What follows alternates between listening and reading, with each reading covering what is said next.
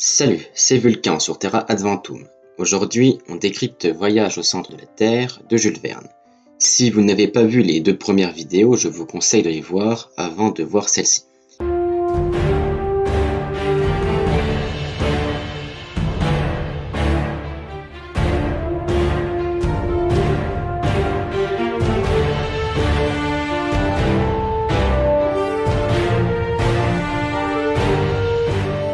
Dans le chapitre 2, Lidenbrock a trouvé un message codé dans un vieux livre, l'Heimskringla de Snorre Sturluson. Le message en runes scandinaves a été écrit par Arn Saknussemm, un alchimiste. Mais après une tentative de lecture verticale, le charabia persiste. Lidenbrock s'est enfui. Axel ne peut partir de la maison car son oncle peut revenir d'un moment à l'autre. Et il faudra déchiffrer le message, disant même que Oedipe ne pourrait le résoudre. Oedipe est un héros de la mythologie grecque.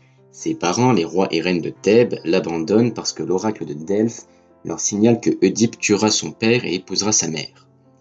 Mais Oedipe, quoique abandonné, est vivant. Et un jour, alors qu'il se promène, il rencontre un vieux monsieur sur un char, et pour une raison de priorité de passage, Oedipe le tue, sans savoir qu'il s'agissait de son père. Puis Oedipe arrive à Thèbes où il résout l'énigme du Sphinx. Quel être à 4 pattes le matin, 2 le midi et 3 le soir, l'homme bien sûr, et en récompense, il obtient le titre de roi de Thèbes et épouse la reine, qui est veuve, c'est sa mère. Pour patienter, Axel trie les géodes. Puis il s'installe sur son fauteuil d'Utrecht et fume. Sur la pipe est représentée une naïade. Les naïades, ce sont des nymphes aquatiques et des eaux douces. Puis il essaye de décrypter le parchemin. Il remarque différentes choses. La 14e, 15e et 16e lettre forment le mot ice. Puis la 84e, la 85e et la 86e forment le mot cire. Et plusieurs mots latins sont présents, comme rota, la roue, mutabile, mutable, ira, la colère, nec et ne pas,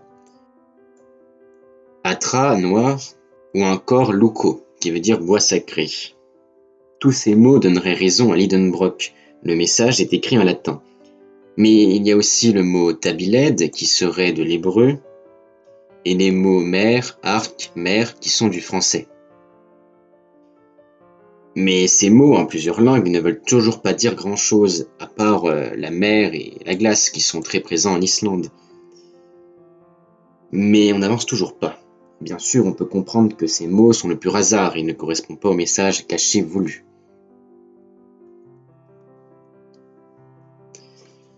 Mais Axel, à force de tourner la feuille dans tous les sens, crut voir des mots, comme cratérem et terrestre.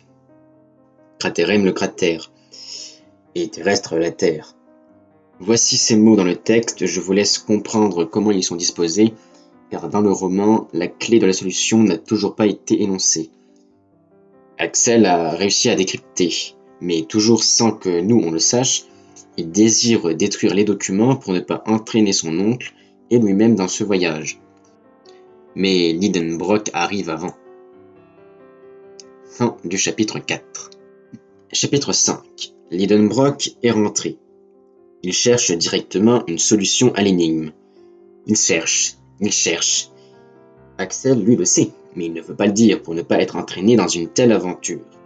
Petit problème, Lidenbrock empêche les autres de manger, tant qu'il n'aura pas trouvé. Mais Axel ne cède pas, il ne le dira pas. Enfin, il commence vraiment à avoir faim, et puis, c'est ridicule, ça ne veut rien dire, Lidenbrock ne croira jamais ça, et puis même s'il le croit, on peut toujours l'en dissuader. Axel lui explique alors qu'il faut lire le document par la fin. Lidenbrock a compris et est tout excité. Il réussit à déchiffrer le message, ce qui donne en latin ceci.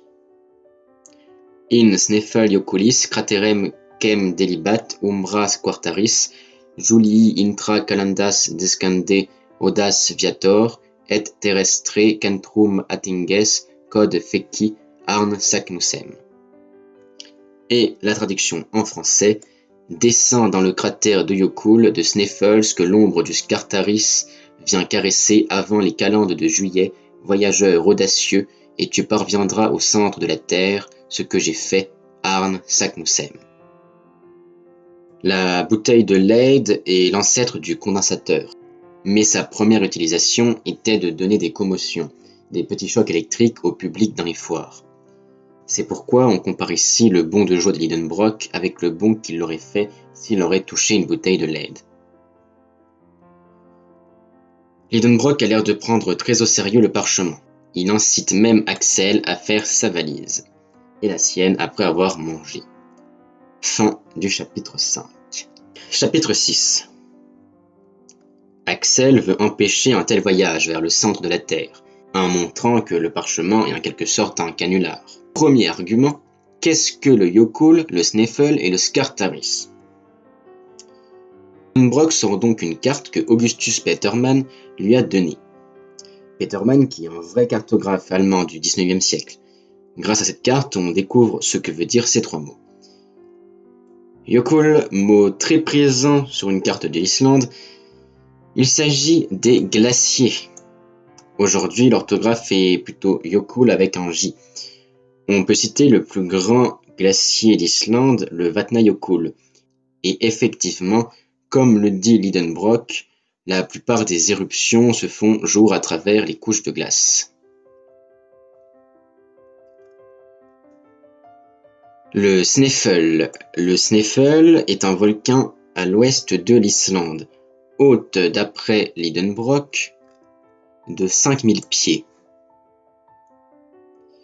Un pied valant 0,3048 mètres, 5000 pieds équivaut à 1524 mètres. Or, le Sneffel mesure 1446 mètres, soit 4744 pieds, mais bon, en arrondissant, on peut bien dire 5000 pieds. Lidenbrock laisse sous-entendre que le Sneffel est un volcan éteint, parce que sa dernière éruption date de 1219. Alors, premièrement, la dernière éruption date de 250, et puis deuxièmement, que sa dernière éruption date de 1219 ou de 250, on ne peut pas considérer que c'est un volcan éteint, mais plutôt qu'il est endormi. Pour être considéré comme éteint, il faudrait que sa dernière éruption date de beaucoup plus loin. Il peut donc techniquement toujours exploser. Sur Terre, aujourd'hui on dénombre plus de 1500 volcans actifs, ce qui est loin des 300 de Lidenbrock. Le Scartaris, c'est d'après le roman un pic de la montagne qui aux calendes de juillet, soit au dernier mois de juin, tout début juillet, projetterait son ombre jusqu'à l'ouverture du cratère qui mène au centre de la Terre. Et décidément, Lidenbrock a bien réponse à tout. Cet argument d'Axel ne marche pas. Alors, deuxième argument, un peu plus scientifique, le voyage au centre de la Terre est impossible, c'est ce que disent toutes les théories. Pour cause, la chaleur. D'après Axel, la chaleur augmente de 1 degré par 70 pieds de profondeur, soit tous les 20 mètres, ce qui est parfaitement possible à certains endroits de la Terre, mais la moyenne est plutôt de 1 degré tous les 30 mètres. Le rayon de la Terre, d'après Axel, est de 1500 lieues, soit 7242 km. La valeur exacte est de 6371 km, soit 1320 lieues. Et la température du centre de la Terre est plus proche de 6000 degrés que de 2 millions de degrés, donné par Axel. Mais si les chiffres ne sont pas vraiment exacts, la question de la chaleur est quand même un bon argument pour empêcher un voyage au centre de la Terre. D'après Axel, à 10 lieues de profondeur, soit à 48 km, on atteint la limite de l'écorce terrestre. Alors en moyenne, l'écorce terrestre épaisse de 30 km, mais elle peut très bien atteindre les 70 km sous les chaînes de montagne. La température serait déjà là impossible à supporter, évidemment. Contre-argument de Lidenbrock, c'est une théorie, personne n'a été vérifié, à part peut-être Saknussemm. Les théories sont détruites par des nouvelles théories, comme celle qui disait que la température dans l'espace décroît plus on s'éloigne du Soleil. Ce qui est faux parce qu'il existe une valeur absolue, mais elle est de moins 273 degrés, et non de 50 degrés, comme Lidenbrock le dit. Tout ça pour en venir que la chaleur peut très bien atteindre un palier supportable, et donc un voyage au centre de la Terre est tout à fait possible. Et en plus de cela, de véritables savants comme Siméon Denis Poisson, connu aussi pour la loi de Poisson, en improbabilité, ont prouvé que si une chaleur de 2 millions de degrés existait à l'intérieur de la Terre, les gaz auraient une élasticité telle que l'écorce terrestre éclaterait comme la paroi d'une chaudière sur l'effort de la vapeur. Or, la Terre n'a pas explosé, donc il ne peut pas faire 2 millions de degrés au centre de la Terre. Ce qui est vrai, puisqu'on sait que c'est plutôt 6000 degrés. Et puis, autre chose importante non évoquée, c'est que l'état de la matière ne dépend pas que de la température, mais aussi de la pression. Voici un schéma très simpliste et sans valeur, mais qui résume très bien. On sait donc aujourd'hui que le centre de la Terre est solide, la pression y étant très forte. Axel essaye toujours de dissuader son oncle en expliquant que c'est juste l'avis de certains et qu'avec des chiffres on prouve tout, donc on pourrait très bien prouver le contraire. Lidenbrock enchaîne sur le fait que la température de la Terre diminue au fil du temps, car au premier jour de notre planète, sa chaleur était bien plus importante, de même que le nombre de volcans. Cet argument, on ne peut le nier, par contre ça ne justifie pas vraiment que le centre de la Terre n'est pas trop chaud. Lidenbrock continue avec une rencontre avec le célèbre chimiste anglais Humphrey Davy en 1825. Comme je l'ai dit dans la première vidéo, l'histoire se déroule en 1863, et Lidenbrock a une cinquantaine d'années. Cela veut dire qu'il a rencontré Davy entre 12 et 22 ans. Bon. Axel nous dit qu'il est né 19 ans après 1825, il a donc 19 ans actuellement. Si l'on revient à l'entrevue entre Lidenbrock et Humphrey Davy, ils sont mis d'accord qu'un noyau liquide n'est pas possible.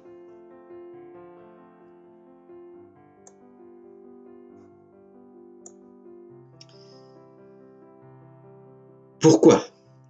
Parce que qui dit liquide dit, comme les océans, attraction de la Lune, et donc soulèvement de la masse liquide qui provoquerait des séismes périodiques.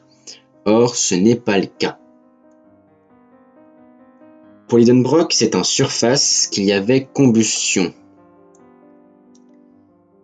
au premier jour de la Terre, car la surface est composée de métaux qui peuvent s'enflammer au seul contact de l'air et de l'eau, comme le potassium et le sodium. Puis, avec les pluies, l'eau riche en ces métaux qui s'enflamment pénètre dans la Terre, provoquant les éruptions volcaniques. Voilà une ingénieuse hypothèse, s'écrie Axel. Alors ingénieuse, mais assez farfelue quand même. Aujourd'hui, l'hypothèse la plus plausible serait des chutes de météorites, d'astéroïdes qui auraient provoqué une telle chaleur. Davy a fait une expérience pour prouver son hypothèse, avec une boule de potassium-sodium. La boule réagit et s'enflamme au contact de l'eau. Alors son expérience doit sans doute marcher puisque le sodium et le potassium réagissent bien au contact de l'eau. Mais la véritable question serait plutôt pourquoi il y aurait du sodium et du potassium pur, et surtout comment ils peuvent rentrer dans les fractures pour créer des volcans. Bon, avec tous ces arguments, Axel ne peut plus rien faire, Lidenbrock a gagné. Ils iront au centre de la Terre, et du moins ils vont bien voir qui a raison. Est-ce bien possible d'y accéder? C'est ce que nous verrons dans les prochains épisodes. Alors, abonnez-vous, activez la cloche pour ne pas les rater.